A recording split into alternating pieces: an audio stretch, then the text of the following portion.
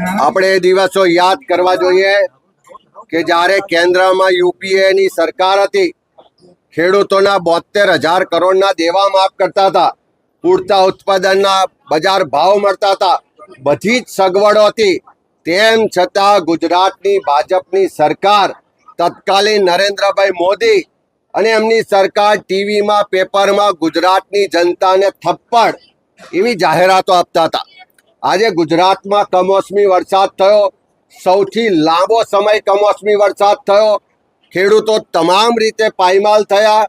6 કરતાં વધારે ખેડૂતોએ આત્મહત્યા કરી, પેકેજના નામે પડીકું આપ્યું. ત્યારે આખા ગુજરાતના ખેડૂતોની સંપૂર્ણ દેવા માફ કરવાની માંગ આજે બુલંદ થઈ છે. પણ દુઃખ સાથે કહેવું પડે કે મોસાળમાં માં પીરસનારી એવી વાતો કરવાવાળા ભાજપના નેતાઓ ગુજરાતમાંથી વડાપ્રધાન છે એવું ગૌરવ લેતા આ ગુજરાતના ખેડૂતો આજે નિરાશ થયા છે, હતાશ થયા છે કે ડબલ એન્જિનની સરકાર છે. ખૂબ વાયદા વચનો કર્યા હતા, વિશ્વાસ મૂકીને ગાંધીનગર ને દિલ્હીમાં સત્તા સોંપી હતી. પણ આજે ઉદ્યોગપતિઓના કરોડો રૂપિયાના દેવા માફ કરવા માટે આ ભાજપની સરકાર પાસે બજેટ છે, પણ ખેડૂતોના દેવા માફ કરવાની વાત તો જવા દો.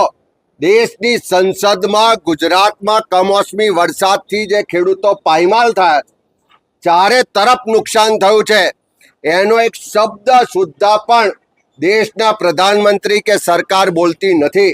હું માનું છું કે આ ગુજરાતના ખેડૂતોની મશ્કરી છે, ગુજરાતના ખેડૂતો સાથે અન્યાય છે. જે વાયદા વચનો આપ્યા હતા એ ક્રૂર મજાક છે. એનો જવાબ ગુજરાતના ખેડૂતો આવનારા સમયમાં આપશે.